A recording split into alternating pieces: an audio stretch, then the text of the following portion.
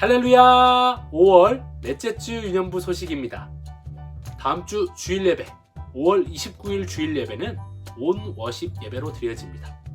온 워십은 온 세대 통합 예배로 가족 모두 함께 예배를 드리는 것인데요.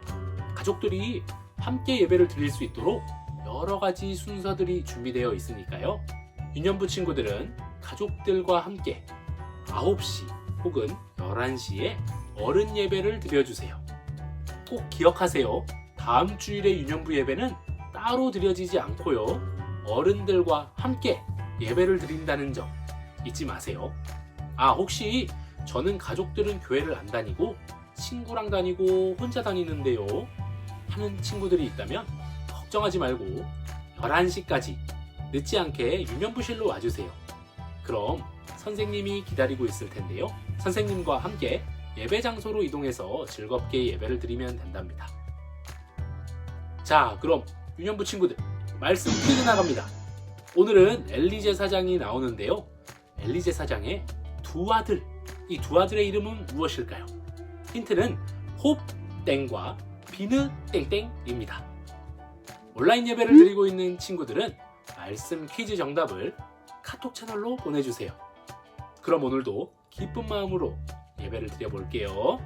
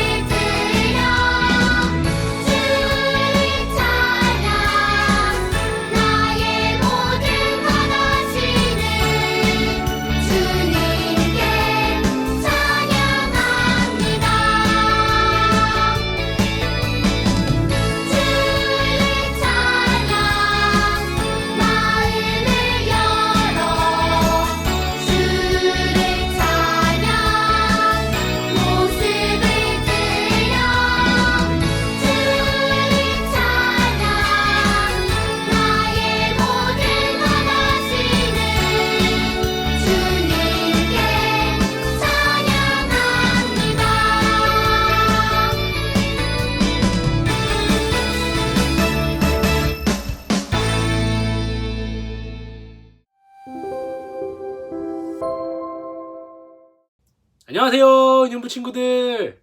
지난 한 주 동안 말씀을 가까이 하고 기도하는 시간을 많이 가져보았나요? 네, 지난주에 한나처럼 우리도 하나님과 기도하고 말씀 보는 하나님과의 교제의 시간을 많이 갖자고, 꼭 갖자고 얘기했었는데요. 우리 친구들 모두 큐티 잘하고 있겠죠? 솔직히 전도사님도 큐티하는 것이 쉽지만은 않았어요.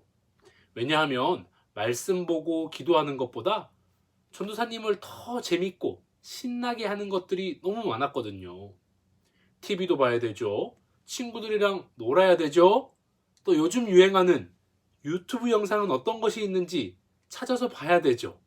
그리고 전도사님은 아기가 있으니까 집에 아기도 봐야 되고, 운동도 해야 되고, 공부도 해야 되고, 얼마나 할 게 많은지 몰라요. 우리 유년부 친구들은 어땠나요? 우리가 하나님께 가까이 나가는 것을 방해하는 요소들이 많기 때문에 말씀을 읽고 기도하는 큐티를 해야 한다, 그 사실조차 잊어버렸던 친구들도 있었을 것 같아요. 친구들, 시간이 점점 흐를수록 하나님을 멀리하는 사람들이 많아졌어요. 하지만 우리 유년부 친구들은 꼭 큐티를 해야 해요. 네? 왜 큐티를 해야 하냐고요? 그러게요. 유년부 친구들, 우리는 왜 큐티를 해야 할까요? 오늘 전도사님과 큐티를 왜 해야 하는지, 그 이유를 성경 말씀을 통해 배워보도록 할게요. 지난주 우리는 하나님께서 한나의 간절한 기도를 들으시고 한나에게 사무엘이라는 아들을 주셨다는 말씀을 배웠었어요. 모두 기억하고 있죠? 한나는 하나님께 약속, 즉 서원한 대로 그의 아들 사무엘을 나실인으로 하나님께 온전하게 드렸어요. 사무엘은 아주 어려서부터 하나님의 성전에서 엘리 제사장, 그리고 엘리 제사장의 두 아들과 함께 지냈어요. 어렸을 때부터 하나님의 성전에서 살아가면 누구보다 거룩한 삶을 살았을 것 같지만 꼭 그렇지만은 않은 것 같아요. 오늘 말씀에서는 하나님 앞에서 온전히 살지 못했던 사람들과 온전히 살았던 사람들이 등장하는데요. 어떤 사람들이었는지 함께 영상을 통해 알아보고 돌아올게요.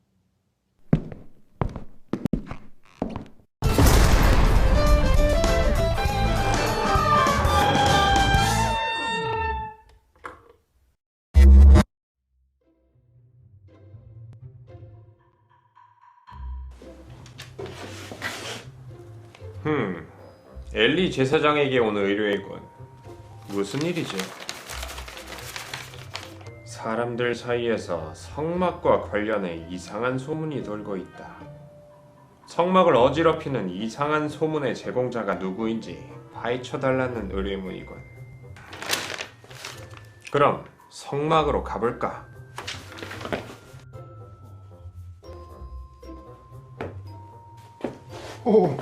오셨군요. 제가 보낸 의뢰서 내용대로 요즘 좋지 못한 소문들이 돌고 있습니다. 그런데 문제는 성막 안에 그 소문을 만들 만한 사람이 아무도 없다는 것이요. 참 이상한 소문입니다. 그 소문이 사실이라면 그 나쁜 행동을 누가 저질렀는지 꼭 밝혀주세요. 알겠습니다. 우선 내부의 소행일 수 있습니다. 성막 관계자는 모두 몇 명인가요? 성막의 핵심 인원은 저와 제 두 아들 홈리와 피느하스, 그리고 아들같이 키우는 사무엘이 있습니다. 알겠습니다. 그럼 제가 이상한 소문의 진실을 한번 밝혀보도록 하겠습니다. 그럼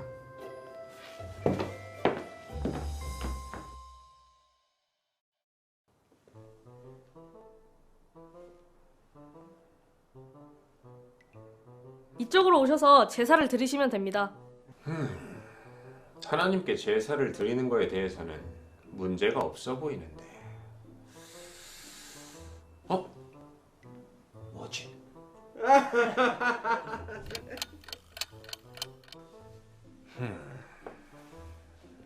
이 소문 또한 사실이었군. 좋아. 소문의 모든 내막이 밝혀졌어. 엘리 제사장님, 의뢰해주신 모든 진실을 밝혀냈습니다. 오, 그게 사실입니까? 하나님의 재물을 탐하는 소문, 회막의 여인들과 부적절한 관계를 가지는 소문, 모두 진실로 밝혀졌습니다. 도대체 그 나쁜 행동을 누가 한단 말입니까? 범인은 바로 이 안에 있습니다. 범인은 제사장님의 두 아들인 홈니와 비느하스입니다. 뭐지? 아, 삶은 고기는 이제 굴린단 말이야. 어차피 우리에게 돌아올 재물이니 재단에 올라가기 전에 지금 우리에게 주시오. 하나님께 예배하기 위해 드리는 예물인데 예배를 드리기도 전에 가져가겠다며. 그니까 말하지 않았어. 예배 후에 우리 몫으로 오는 고기니까 어차피 우리한테 줄 거 미리 가져가야겠다는 거 아니야. 그래, 하나님께 바쳐줄 재물이 실하고 기름지고 아주 맛있지. 그래서 주겠다는 거요, 안 주겠다는 거요? 안 주겠다면 힘으로 빼앗을 수밖에 없지. 걱정 마시오. 우리가 알아서 형씨 제사 드려줄 터이니 어서 돌아가시오.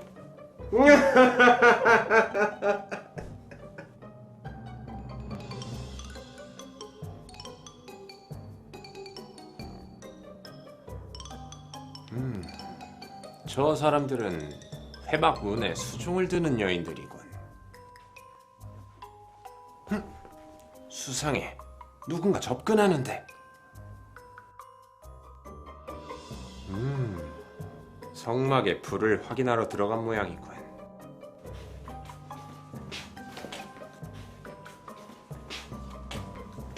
어이, 들키지 말고 잘 놀다 가라고. 너나 잘해. 오늘은 뭐하고 놀까?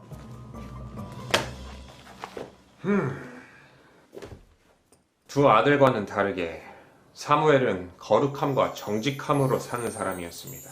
제사장님, 당신의 두 아들이 하나님께 죄를 짓고 있는데 당신은 왜 아무것도 알지 못하고 계신가요? 사실은 알고 있었습니다. 탐정님이 오시면 혹시나 제 두 아들이 정신을 차릴까 해서. 제사장인 아버지의 말도 듣지 않는데 제가 온다고 말을 듣겠습니까?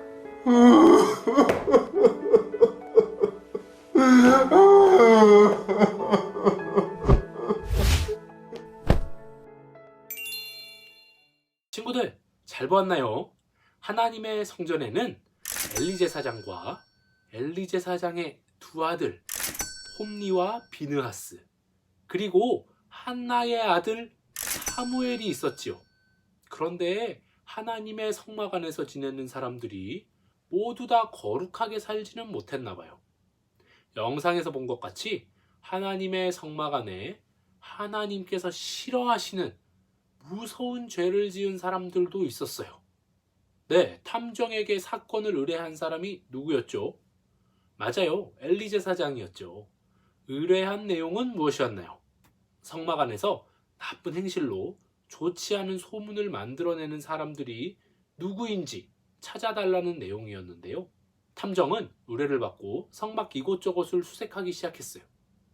그런데 엘리 제사장이 이야기한 대로 이상한 소문이 실제로 들려오고 있었어요. 그 소문의 범인은 누구였나요? 맞아요, 바로 엘리의 아들들인 홈니와 비느하스였어요. 이들은 하나님께 드리는 제물을 가로채서 자신들의 배를 채우는 데 사용했어요. 또 회막문에 수종을 드는 여인들과 부적절한 관계를 가졌죠. 이 사람의 행실은 백성들 앞에서 거룩하지 못하였을 뿐만 아니라 하나님께 큰 죄를 짓는 행동들이었어요. 반면 이 두 사람의 행실을 따르지 않고 거룩한 생활을 하던 사람이 있었어요. 누구였나요? 맞아요, 사무엘이에요. 전도사님이 사무엘이었다면 홈리와 비느하스와 함께 지내다 보니까 이런 행실이 당연하게 여겨지고 또 충분히 따라할 수도 있었을 것 같은데 사무엘은 그렇게 하지 않았대요. 사무엘은 어떻게 행동했는지 오늘 말씀 사무엘상 2장 26절을 함께 읽어볼까요? 시작! 어린 사무엘은 점점 자라갔습니다. 그러면서 사무엘은 하나님과 백성을 기쁘게 했습니다. 아멘. 네, 이처럼 사무엘은 홈리와 비느하스의 행실을 따르지 않고 거룩한 삶을 따르며 하나님께 사랑받고 사람들에게도 사랑을 받으며 자랐어요. 그런데 어느 날 하나님의 성전에서 지내는 사무엘을 하나님이 직접 부르셨어요. 구약시대에는 하나님이 선지자를 통해서 직접 말씀을 하셨던 때이지만 하나님이 사무엘을 부르실 당시에는 직접 말씀하시는 일이 거의 없었어요. 왜냐하면 이스라엘 백성들이 하나님 앞에서 많은 죄를 지었기 때문이에요. 당시 제사장이었던 엘리 제사장도 하나님 앞에서 바로 살지 못했기 때문에 하나님의 음성을 직접 듣지 못했어요. 그래서 사무엘은 하나님이 부르셨지만 하나님이 부르셨다고는 생각도 못했어요. 사무엘은 자신을 부르는 소리를 엘리 제사장의 목소리로 착각하고 엘리 제사장을 찾아갔어요. 그러자 엘리 제사장은 사무엘을 부르지 않았다고 대답했지요. 하나님은 잠자리에 들려고 누운 사무엘을 3번이나 부르셨는데요. 사무엘은 자기를 부르는 소리가 들릴 때마다 저를 부르셨나요? 하며 엘리 제사장을 찾아갔어요. 3번이나 찾아간 끝에 엘리 제사장은 아마도 하나님의 음성인 것 같다고 말했어요. 역시 하나님께서는 다시 잠자리에 누운 사무엘을 부르셨어요. 사무엘아. 사무엘은 이제 하나님이신 줄 알고 대답했죠. 말씀하세요, 주님. 주님의 종이 듣겠습니다. 이렇게 겸손하게 대답한 사무엘.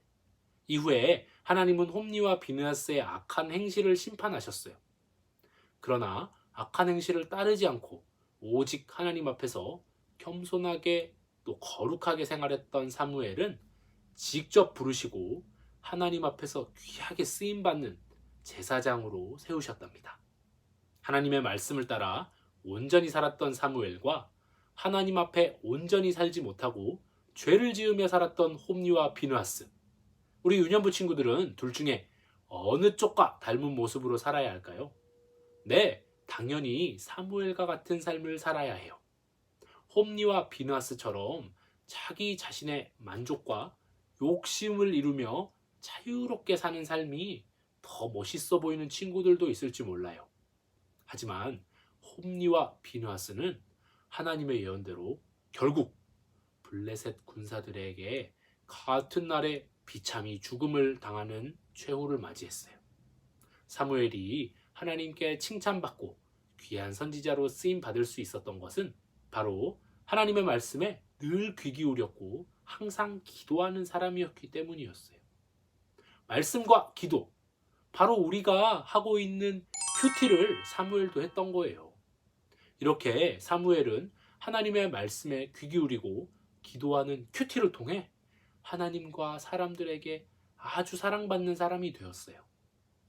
이것이 우리 유년부 친구들이 큐티를 해야 하는 이유랍니다. 자, 그런 의미에서 이번 주도 우리 유년부 친구들 모두 큐티를 잘해볼 수 있겠죠? 우리 유년부 친구들도 큐티를 통해서 사무엘과 같이 하나님의 말씀을 늘 가까이 하고 시간을 내어 하나님께 기도하는 사람들이 되기를 진심으로 바랍니다. 우리 친구들, 한 주 동안 어린이 매일 성경 큐티를 통해 말씀을 더 가까이 하고 기도를 더 열심히 하며 살아가기를 축복합니다. 모두 큐티 열심히 하고 다음 주 예배 때 다시 만나요.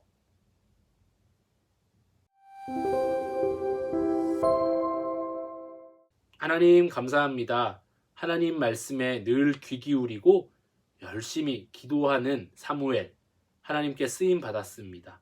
우리 유년부 친구들도 매일매일 큐티를 통해서 하나님의 말씀을 더 가까이 하고 하나님께 기도하는 친구들이 되어 사무엘보다도 더 놀랍게 쓰임받는 귀한 친구들 될 수 있도록 인도해 주세요.